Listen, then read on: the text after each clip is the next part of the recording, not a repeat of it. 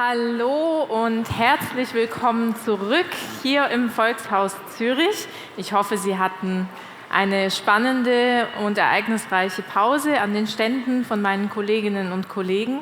Herzlich willkommen auch zurück zu Hause im Livestream.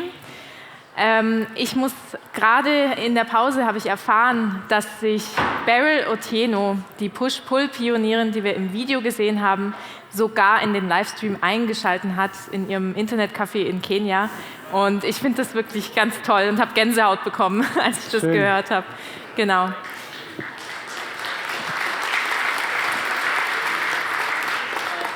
Ja, nach diesen schönen Einblicken in das Thema der Vielfalt auf dem Feld in Afrika und der Vermarktung darf ich jetzt an Frank übergeben.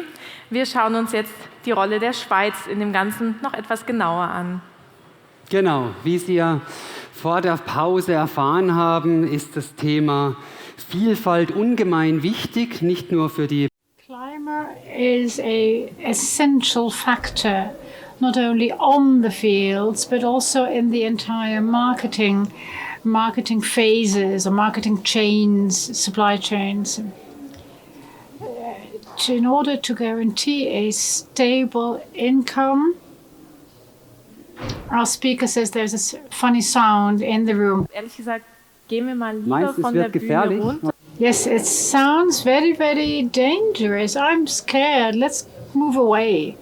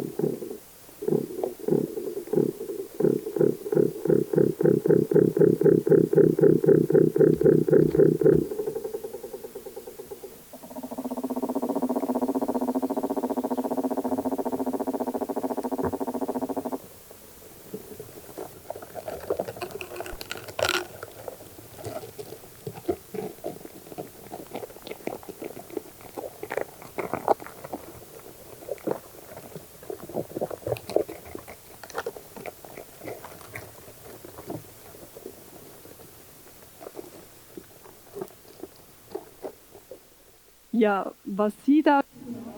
You've heard something, haven't you?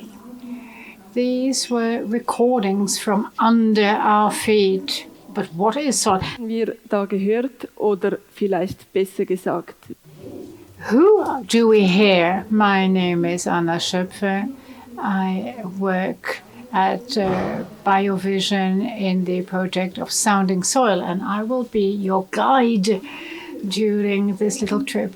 As you know, as you've heard, our soils are alive, and are the home to hundreds and thousands of little creatures. We've heard a few now, but the kind of communication signs they exchange amongst each other. And due to this, the animals, the insects, those living creatures can transmit information that are essential to us. Many of us link the soil of dirt with something brown and dirty, but of course soil is very much more.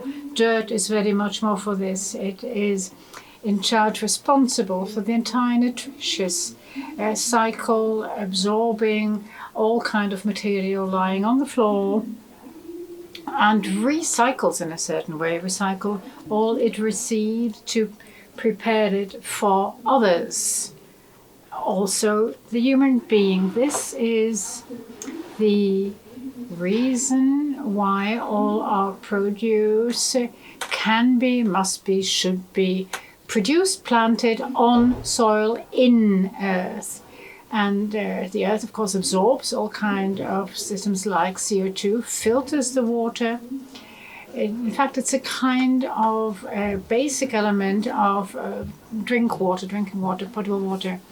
It is an excellent substance which can memorize, safeguard water, and therefore a healthy soil is capable of absorbing very much water.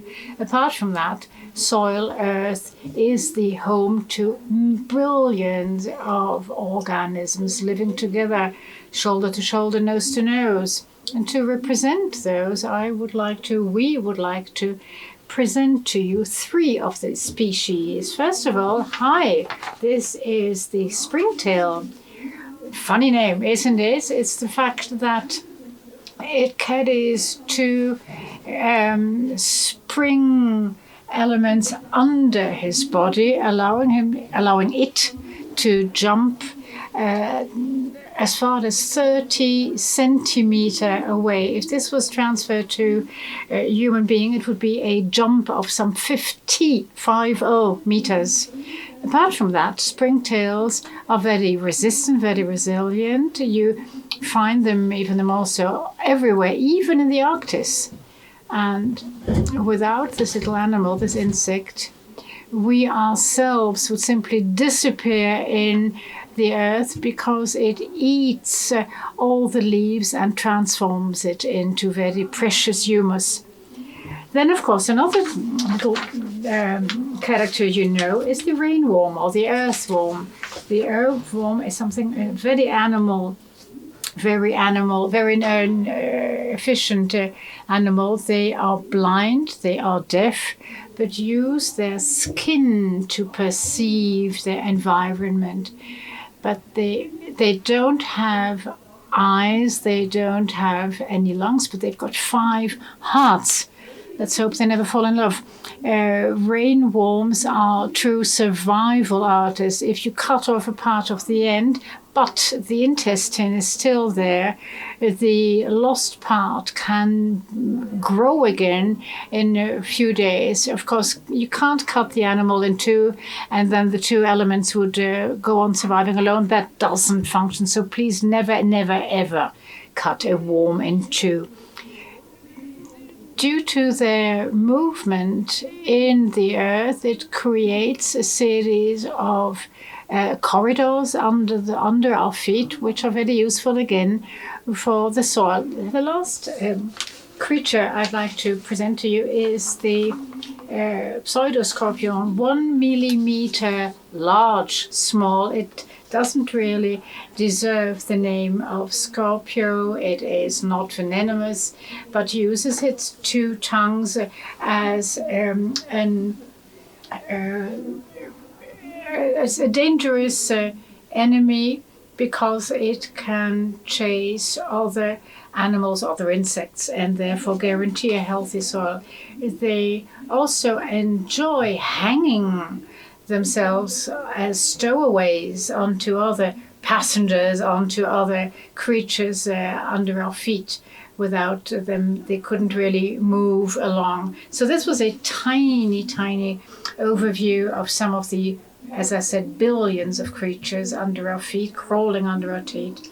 And 90% of them, 90% of the species, we don't know what they are called, what they do, what they can do, what they should do in this ecosystem. But what we do know is that each organism, you see a few here, are part of the entire field. And this here is a strongly simplified version. It's far more complex than that. But all these organisms, bacteria of course, and mushrooms are also part of this very rich world, who all have an impact, who all have a role in the earth. Don't ask me the number of species that exist and how many are needed for a soil to function properly. We don't know. We only realize, and most of the times far too late, how essential, how vital they are to the well-functioning of soil. What we can affirm today, it is that diversity is primary to the resistance, and the system is even far more robust if this diversity is guaranteed under our feet. A diversity which is very much threatened since years, a diversity that we are called upon to preserve, as it really represents the fundament in every sense of the word for our lives.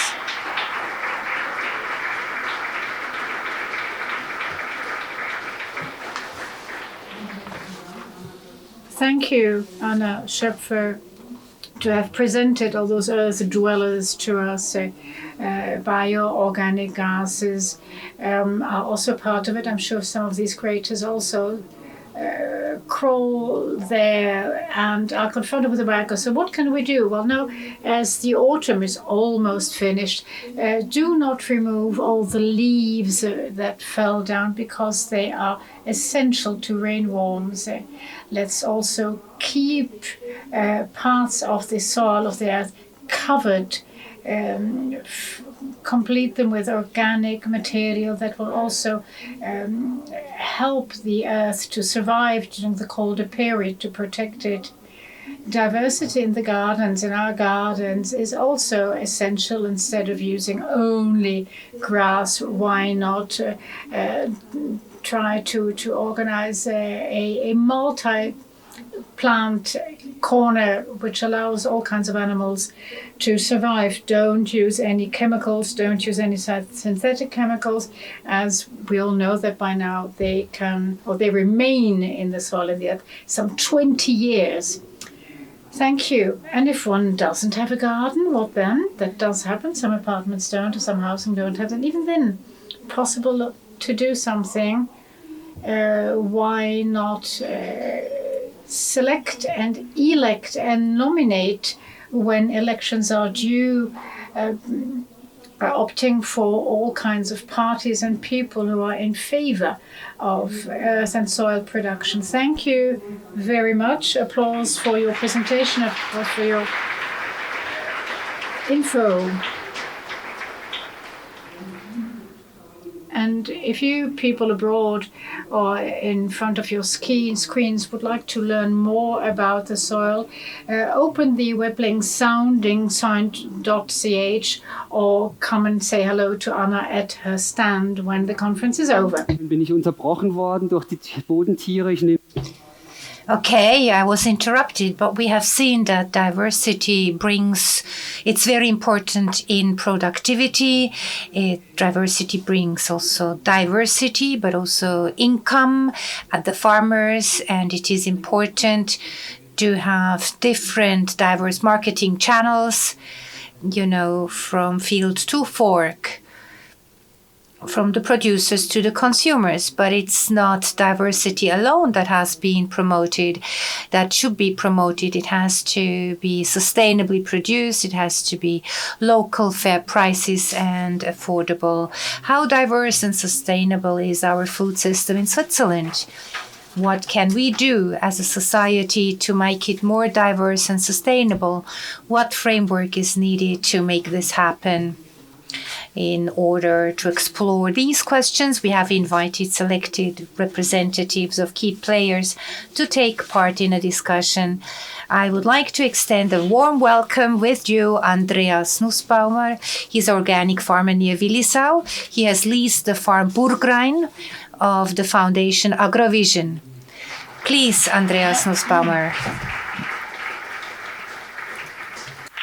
Ein herzliches Willkommen auch an Yvonne. Then also warm welcome to Yvonne Lötscher. She's a biologist and holder of a postgraduate degree in agriculture science. She's responsible for the implementation of the sustainable nutrition strategy at the city of Zurich. Welcome to you, Yvonne Lötscher. Then we welcome Bernhard Kammer. We're really happy he's here. Trained farmer and studied business administration. Heads the ecology and sustainability label of the Migros marketing department. Migros being the second biggest retailer of Switzerland. Welcome to you, Bernhard Kammer. Last but not least, Stefanie Hest, journalist, among other things, with Annabelle, a women's magazine. She writes books, for example, the guidebook Ecologisch, you saw it at the stand, and she's very familiar with the consumer's point of view. Thank you very much to you for coming here, Stefanie. How do you feel being on a stage like this? It's a bit exposed to the people, right? Yes. I would like to start with the first question to Andreas Neuspalmer. And first, I would like to tell a short story. When we prepared for this panel, we called each other, and then he said, "Oh God, I have to go because a calf is being born." And then he told me, yes, everything worked out fine. It was a male calf. And you know what was the name that he was given? Yes, I thought, actually, I don't know Mr. Einhorn, but I think I just baptized the calf by the name of Frank, like Frank Einhorn. So we have 2 pieces of cattle carrying the name Frank here. Andreas Neuspalmer, you are organic farmer. We visited a few weeks ago your farm and we saw what you do. And diversity is a very important issue for you. What does diversity mean to you, and what do you need to be able to produce with diversity? It needs several people. If you're by yourself as a farmer, you cannot actually have 10 different operational channels that you should be successful in. So we have actually to employ people with different talents, and that's why we can do it successfully with several channels here. So yes, we have cattle, dairy cattle, that are grazing in summer outside 100%, and they are feeding with hay in the winter. So they're only being fed by grass and hay. Then we have apple trees, maize, potatoes, and diverse other products. We have also small animals, husbandry, and yes, that's what we more or less have. It sounds to be lots of work. Is it worthwhile to do it in such a diverse way?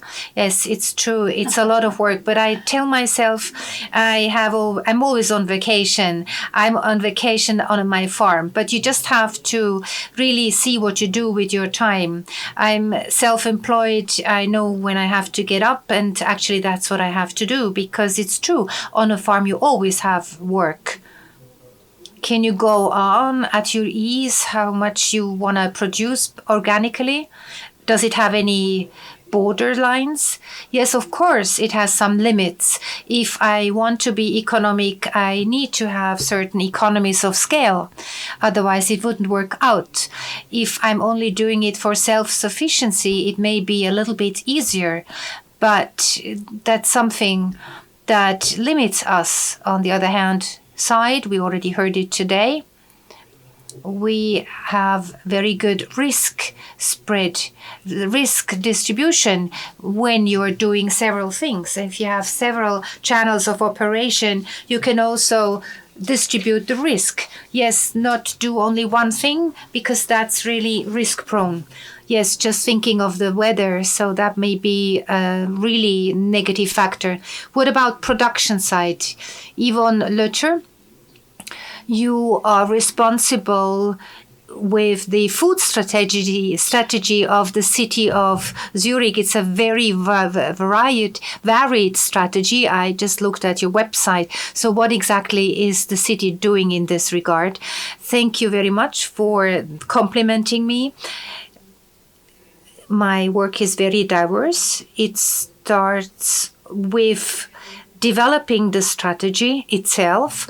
We try to raise awareness of the people.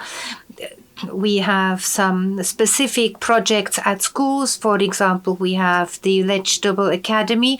Some schools have a very long tradition in focusing in the growing of vegetables.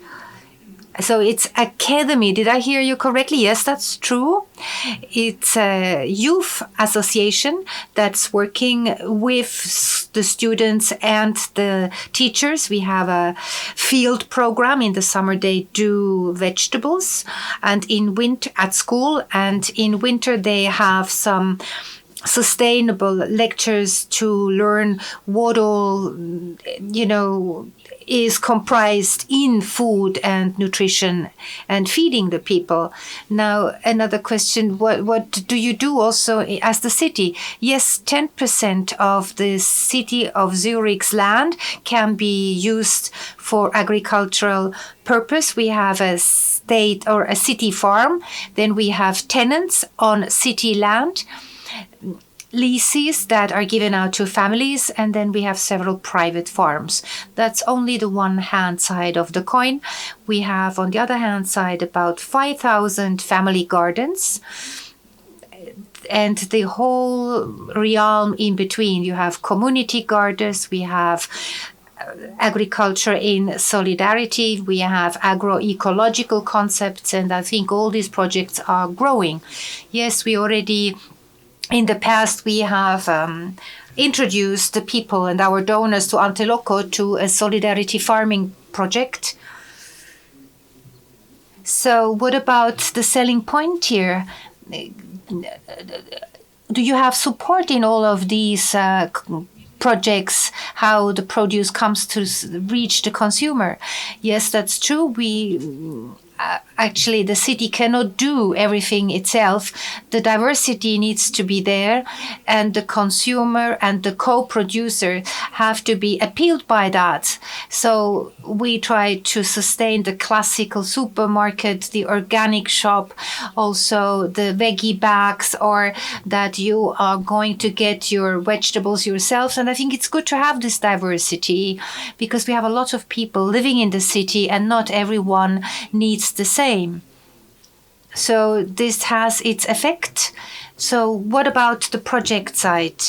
If we think about sustainable food and a good menu, what do you think about that?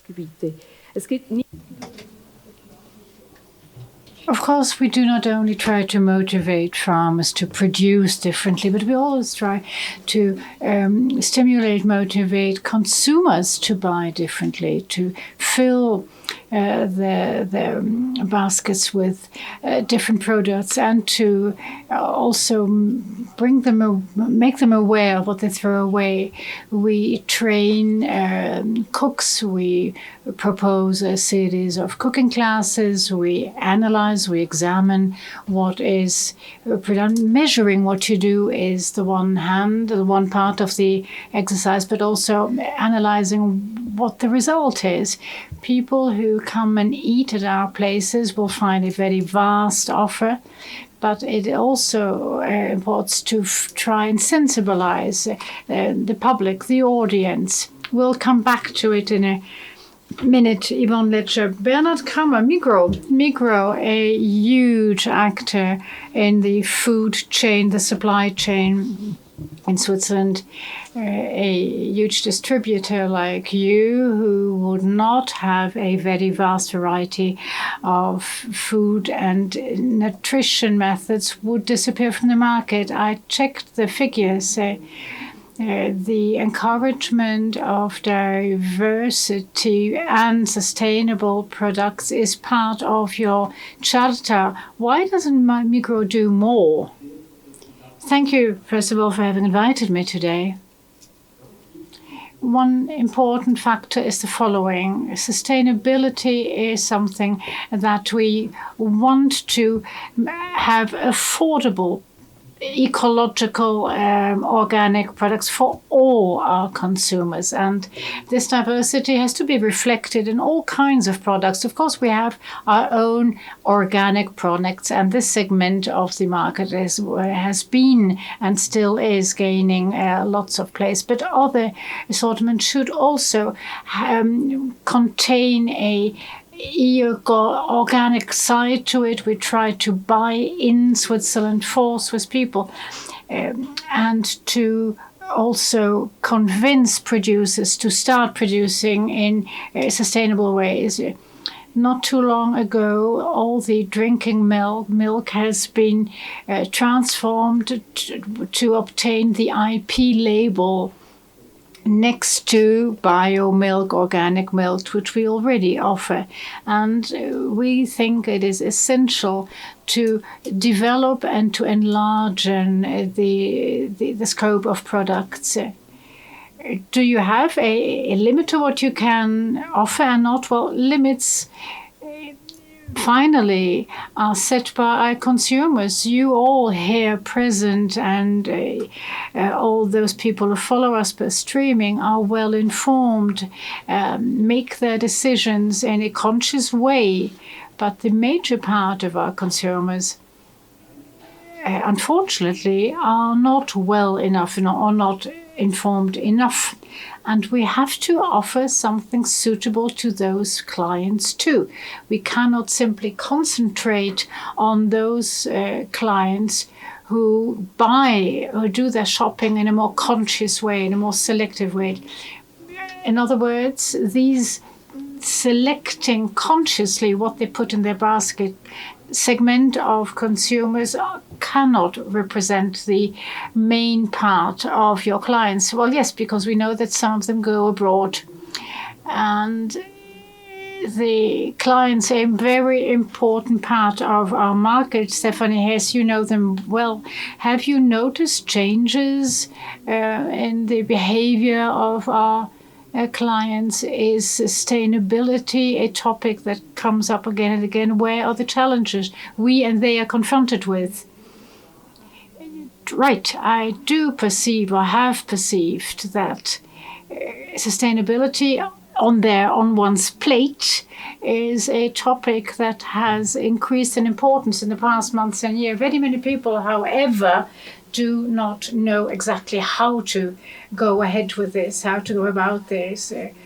Frustration appears rapidly because, for instance, one says, well, let's go shopping. I will select a product with a green label or a green writing, and then later on one finds out that it isn't ecological or it does not support this or that project or doesn't contain the criteria that count for me.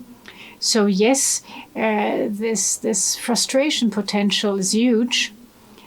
And also because many labels are not transparent. Amigo is going to accomplish this essential step, but with this too vast selection of ecological labels, we have too much.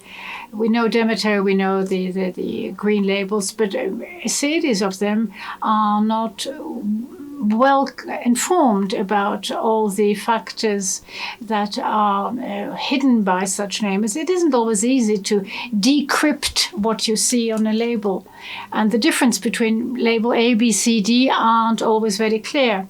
Of course, as we all know, the greenwashing is a phenomenon that we also find in other fields, and people try simply to fill their pockets with the green label. So, of course, trust is an essential factor.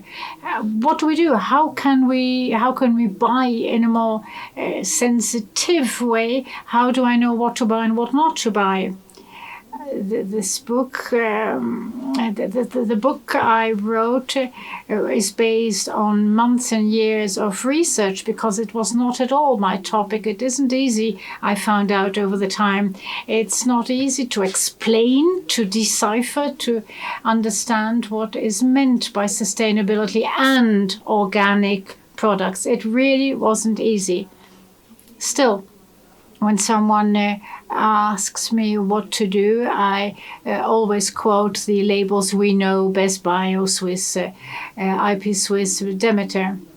But shouldn't consumers also be able to trust what he and she sees, reads on the wrapping?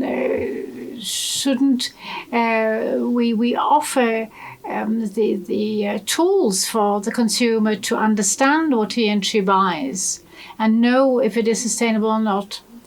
Definitely, that is what should happen at the end of all these processes, that as a consumer, as a client, walking into a shop, I must know with 100% of certainty that product A or B is truly organic, truly biologically produced.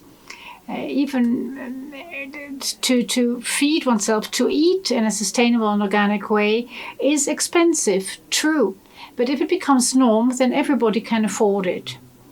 Another question which certainly concerns Mr. Kammer, right? you are trying to get consumers on board to go along those ways, but how or what ways to find between the consumers and the producers? How will you manage? How did you manage? How could you manage to transmit the way you work and what you do? We're not only in a fair detail environment, there are true contract and hard facts that are presented on wrappings. How can we change this? Our farm is part of a foundation called Biovision, and this foundation wants to show all the steps accomplished between the field and the cellar. When the foundation bought the few buildings, we left the elderly buildings, which was transformed into a cheesery, into a bakery, into a meat processing part. And the foundation has also concluded and created a platform with other organic producing farmers of the area. Our farm, with a restaurant, of course, has a small museum, has a small shop, welcomes many visitors every week. Sometimes groups come like you did with Biovision. And for me, this is definitely or certainly the best way to show in a tangible way what is done, what we do. It opens discussions, it stimulates discussions, and hence we try to explain what we do, why we do it, and how we do it. So it really helps us to explain our work. In other words, we urban creatures can and could still learn very much from you. Still, sensibilizing consumer isn't done by every farm, by every production entity. How could we improve this? We try to motivate visitors to come back with either their company, or why not celebrate a birthday or a wedding, and then one can see what happens. You can walk into the cheesery, you can see the baker, how and what he does. You can stand in the kitchen, meaning all the transformation and the processing steps can be followed, can be seen. Is that really worth the while to take on to you all those efforts? Of course, we needed a initiative capital to launch the idea. We need support, we need time, we need people, but the foundation is there to support us. The foundation has given us, is still giving us the time to develop our ideas. Our museum, our agricultural museum, has just opened and explains what agriculture is or can be. And the visitor then walks out by knowing what has been happening. We are collaborating with the pedagogical high schools where classes come and visit us. We have to start anew from birth, from very young age on. In other words, it's a support you find in your work. You have also developed the supply chain, the marketing chain, the sales chain. Right, we have. The farmers should be able to earn more and earn more in a fair way. And with the Association of Swiss Bio or Organic Farmers, we try to present our work. And of course, nobody was sitting at a corner of a street waiting for us to appear. There must be a good story. There must be a way of trying to make our produce attractive. Volume alone is definitely not the solution. So yes, the road isn't always easy. And what do you expect from politics to help you in this field?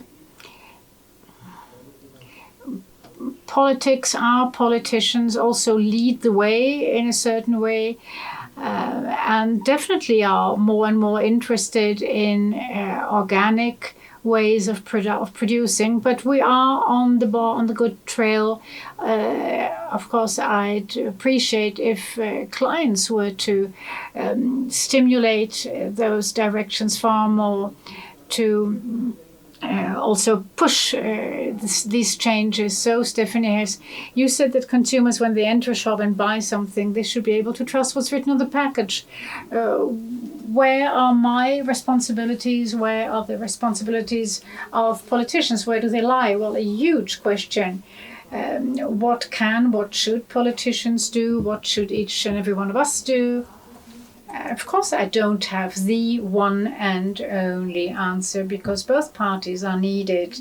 As a client, it is essential, I believe, that one tries to realize the part of responsibility we carry when we start buying this or that, be it Migros or other names. Our products are produced far, far, far away, some of them not all. So, yes, how to sensibilize the client that he or she, when buying, has an impact on this entire system. At the same time, these are just 1 or 2 or 3 people here. Hoping that everybody would do that one day would be nice, but that isn't enough. Climate change, being one of the topics concerned by our behavior, is another side of the medal, and youth is moving far more in this direction, wants to change something in this direction, and thus also move our politicians, move our governments to intervene more rapidly. But the time by now is said that if you want something sustainable, you'll have to pay for it. The margin is off high, isn't it, Mr. Migros, dear friend? I'm being provocative now. Can we pay for it? Are we ready to pay for it? What should be changed so that everybody can pay those products? How should I answer this question? Of course, we lose people on the way. We know that. We're aware of it. It could develop into something very elitaire, very, very specific, because those products are more expensive. We know it. But developing this way, functioning this way, producing this way also implies that the people behind them earn a proper life, earn a proper income. But if it becomes too expensive, then one goes abroad, one shops in neighboring countries. What would our politicians then have to do to guarantee that the offer of sustainable products becomes more affordable? Any solution? I'm not a politician, says Ms. Hess. I hope that new and other possibilities will appear, that here in Switzerland too we manage to keep the clients, but of course I have no one answer. Mr. Kammer, you have the answer, don't you? Tell us. How does Migros intend to move on this road? What are your projects? Well, one of the important elements is that our partners, the farmers, that we keep an excellent relationship with them, that we talk to them, that we talk with them about pricing, that we can guarantee fair and sustainable incomes. That is definitely one important step. But on the other hand, as Ms. Hess just mentioned, we have a responsibility to share in responsibility. So it is up to us that the incomes achieved or generated are invested in a proper and correct way. You're talking about direct payments, aren't you? What about those direct payments that they land with the people who deserve it? Well, says Mr. Hammer, it's definitely with the people who offer more, who are ready to work more, like Demeter Productions and BioSwiss Productions. That could be the right way to proceed. Can you, as a large distributor, also bring your share? Well, as I said before, if the assortment is vast enough and rich enough in organic products, it is one way that we can proceed. And here and there, with foundations like the one just mentioned, it's the last thing to show what we do with imported products, inform the clients about what we do with imported products. It is our duty, it is our obligation to try and establish sustainability in all we buy. Where are the challenges? Which challenges can be taken on shore, and how can we proceed with them? When should we proceed with traditional production methods and open a door to other production ways, while also investing locally in training programs, in the building of schools to keep and to maintain traditional production ways. That's what we do in the Maldives and Indonesia, or for example, when tuna is fished. These are very concrete and specific examples where we really succeed positively. So direct payments don't help there. How then do you function with taxes or with labels for sustainable products? How can you, would you proceed? What we'd like to offer as I said before, a scope of sustainable products that will become larger and larger over the years. But it's not our one and only topic. We want that production is done in a sustainable way, in an organic way. But we can't, of course, influence the entire chain of value creation products. What do we do with non-food? What do we do with textile? We do try to control that the way these are produced are done in sustainable ways, of course.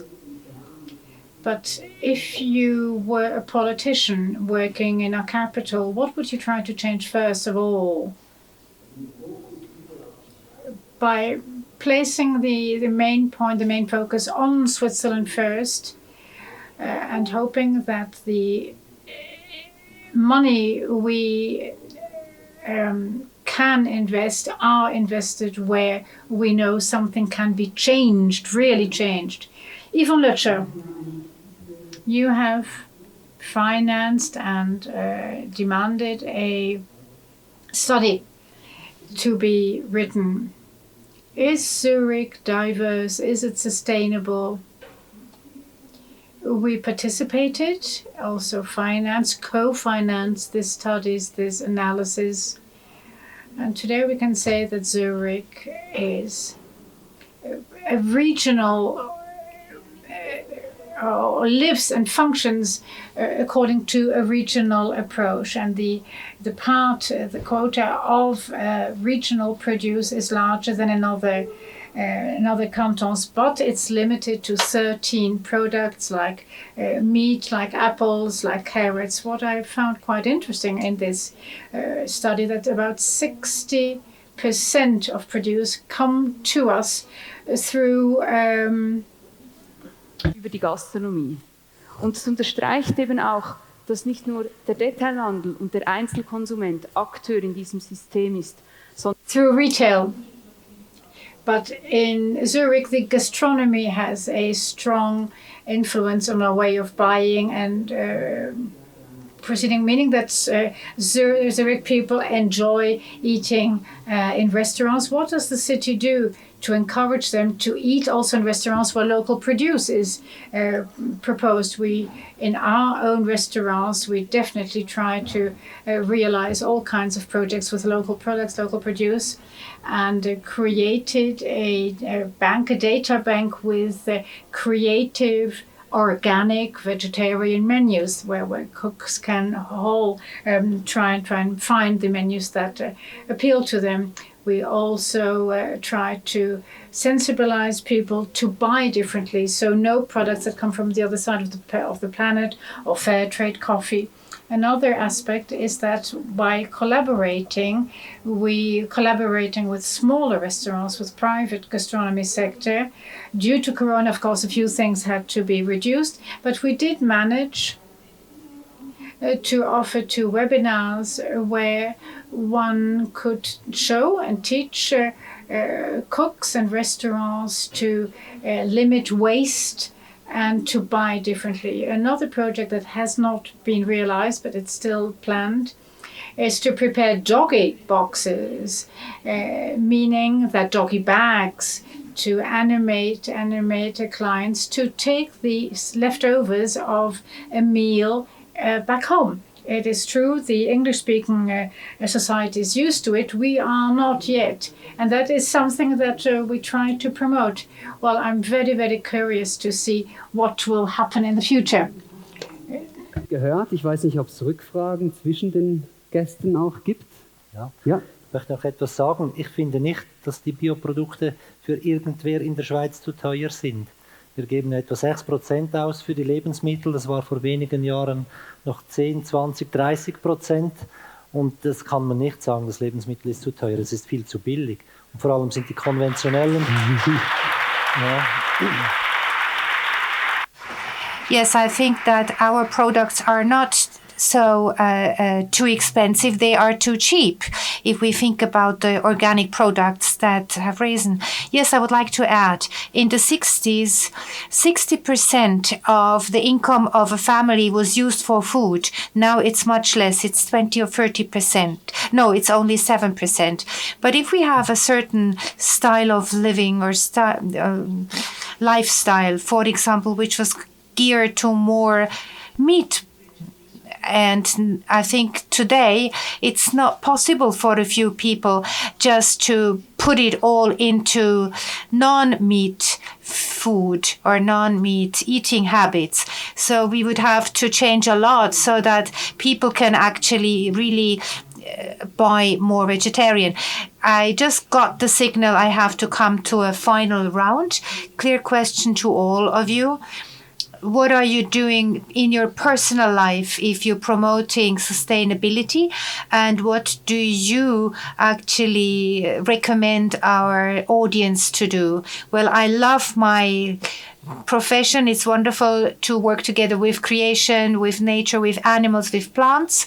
And I can just repeat this because it's wonderful to have a lot of possibilities with lots of people. Now, what do I say to the people, to the audience here?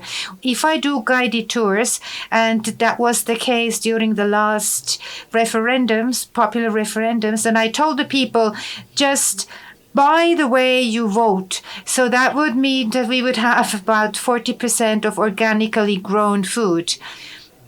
And as much as I see you, it would be great that you spread the message, spread the news into the society, and go shopping according this shopping list. Yvonne Lötscher, what about you? For my work, it's relevant that it's not only diversity in soil and agriculture, but also that there are a lot of sustainable solutions to the problems. I don't think there's one golden rule regulating every problem. Therefore, my external wish is that continue with what you already do, shop in a better way, sustainably, and try to find new solutions. Just think back. What about your own food style? How much is the share of food production or the plants, the vegetarian part, big enough? Or could you go vegan one or twice in a week? And look at your fridge and pay attention to that nothing goes rotten, because food weight, sustainability, and the style of what you eat needs more attention. That also means that we have to leave some good habits. Yes, of course, but it's fun and it's good for our health. Now, what about you, Mr. Kammerer? The take-back messages. I think we all have to question our own lifestyle, and we have to learn to renounce from certain things. For example, not flying that often very much. We have to use a consciousness when we go shopping. We should do it in a sustainable way, certainly consume less meat, and try to avoid food waste. And if we can do that all, we are ahead a big step. Stefanie Hess, you have the final word, so to speak. What I think it's most important is that you here are all very conscious, sustainably consuming people, but sometimes I get lost and I despair that you try your best and still you have to fly, or for example you see a discount price for a poultry product and you just go in, and I think you can be generous, a little bit generous to yourself, and you can admit you have failed, but you still continue to go your way. So try your best and don't despair.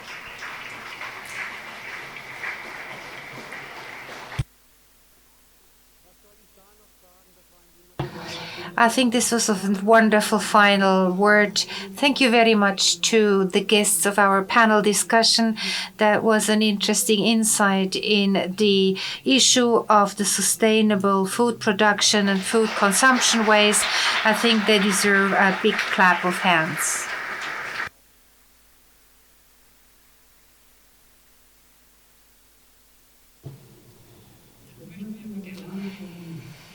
Now we would like to hear from the founder, president of Biovision, Hans Rudolf Herren, what he sees it, and how can we as a society push ahead the issue of sustainability and sustainable food. So what do you think yourself from what you heard this afternoon? Please join us and come on stage, Hans Heidi Herren.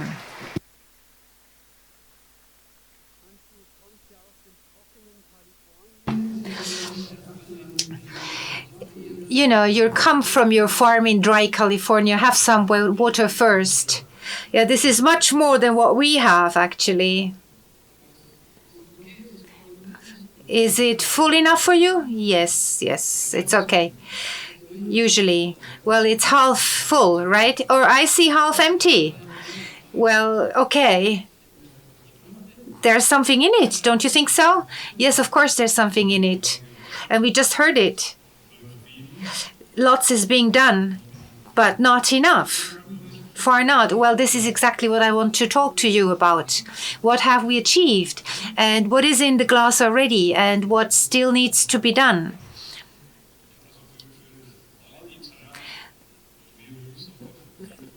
For all the time that we and also many of you have engaged ourselves to improve our production and to live sustainably, it's not only about food, it's also about living a sustainable life, then of course we have achieved quite a lot.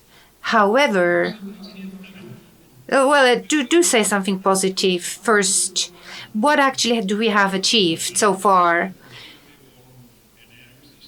Well, I think that we have heard that people start talking about change of lifestyle, change of food systems, and how you eat and use nutrition for a good health to be able to live a more sustainable life. At least discussion has been arisen, and that's the problem. Lots is being said, but we have to do many more things.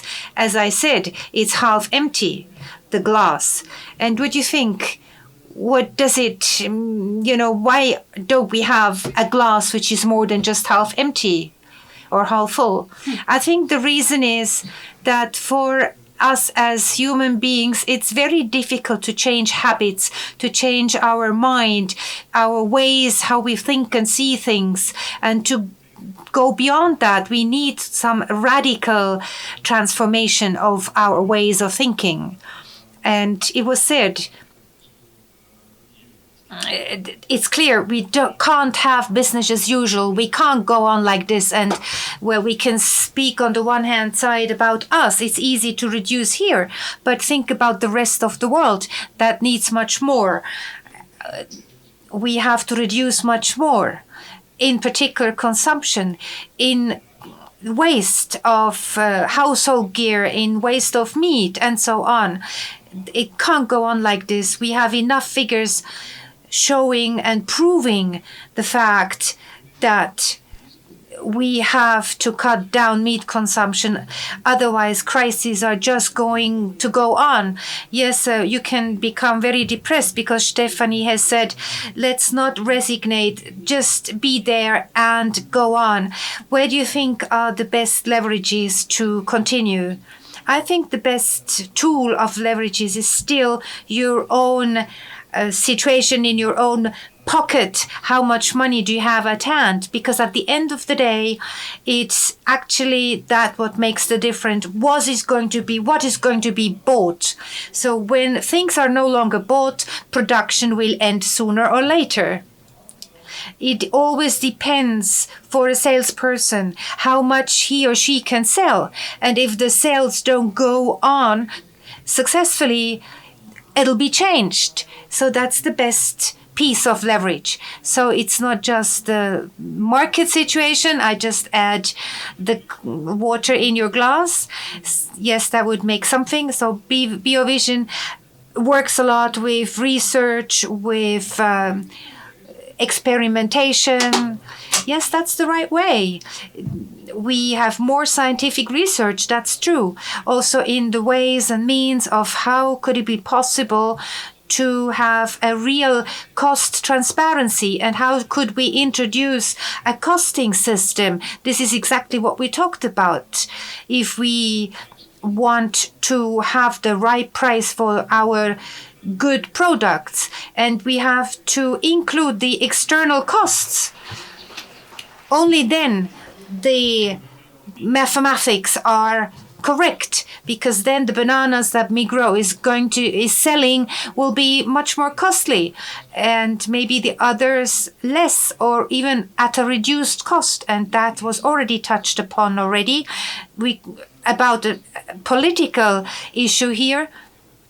If I think of all the subsidies that go into agriculture, that's where we have to do something immediately. And it's possible if we can do it, because the farmers receive the money anyways.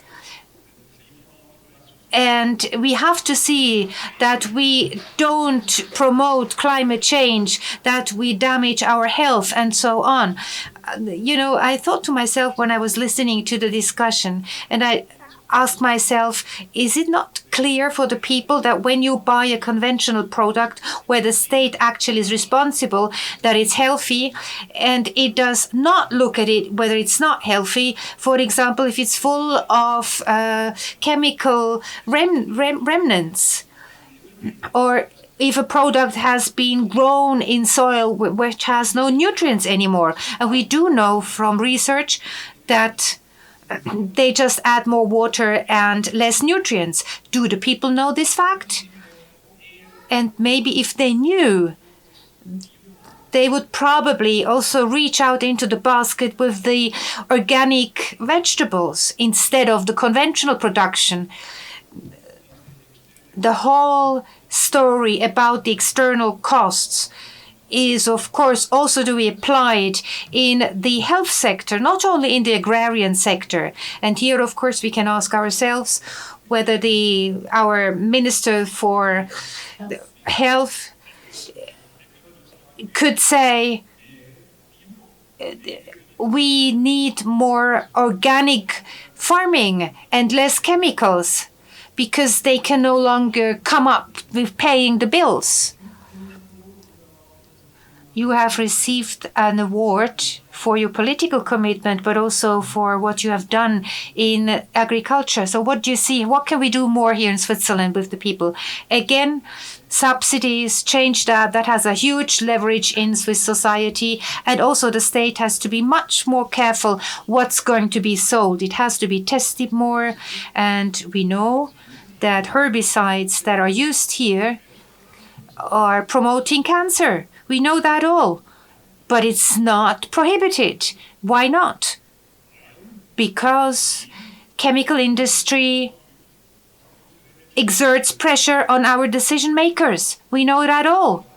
We should say no, we no longer want that. This is why we should buy organically grown stuff and not the conventional stuff. But of course it's difficult to choose another product, not the discounted poultry or piece of chicken. And less waste, eat less, and quality above quantity. That is the ultimate saying. Yes, now you can fill it all up. No, not yet. Sorry, not yet. Well, we need the framework conditions, but you probably heard that as well. California voted on pesticides. That was a war. The city, the urban areas against the rural areas, they were in complete dispute. It was a total polarization. How do you deal with such a problem?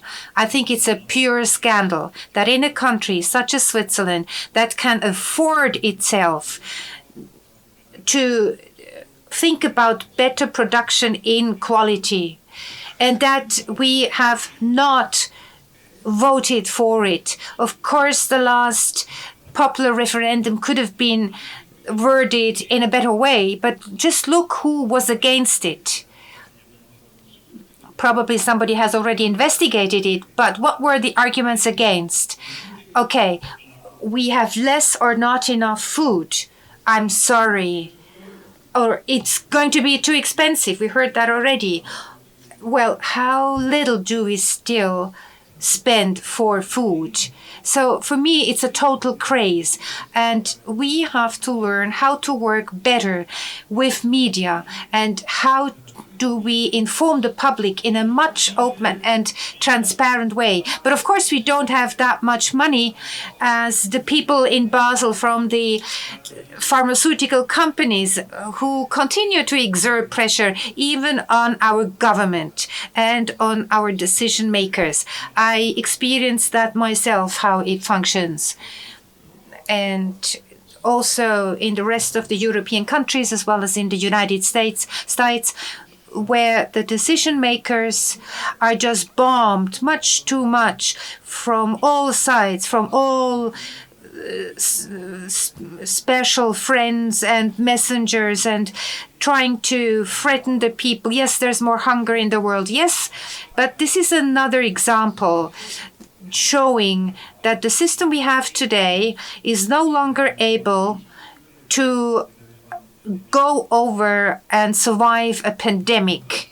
It can't be that in some parts of the world there's not enough food just because of this pandemic. Well, because we have globalized instead of localized the production. It would not have happened if we had a localized way of economy. Oh, again, we are short of time. I have to come to an end. Okay, now you can fill the glass. Yes, if we do this all, I think we get the glass quite full. So let's cheer to this joint work and commitment. And thank you very much. Yes, I toast to all of you. And goodbye. Take care and stay safe. Hans, bleib doch gerade hier auf der Bühne. Wir kommen zum... We are coming to the end of a very rich program this afternoon, and we hope that you too, dear people in the audience, have enjoyed it and are will go home with more than one takeaway. And therefore, I'd like to start by thanking all of you for having come here today, for your support. Thank you for being part of the Biovision family, because without you, we wouldn't be here and we wouldn't be able to do our work. So thank you to all of you, first of all.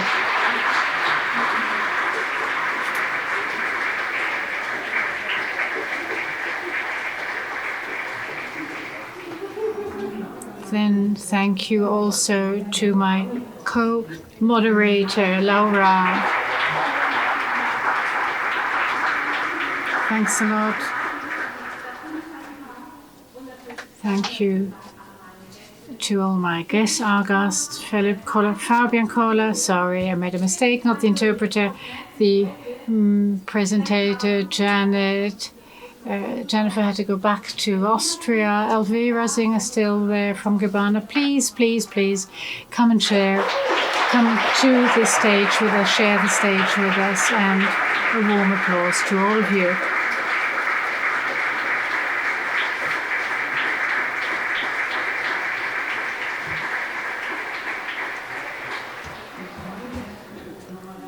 Me too. I too would like to call to us my four guests, Bernard, Stephanie.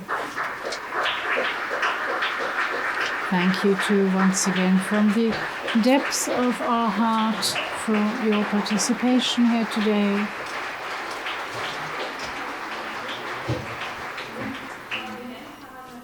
Of course, one can never prepare such a meeting without a strong team of volunteers, the Biovision, the technique, An Jump TV, die den Livestream to all those who took care of the live stream. Of course, one person, fast and for all, is most important here. Daniela, please join us on stage. The applause is for you too, for having organized this entire afternoon and meeting.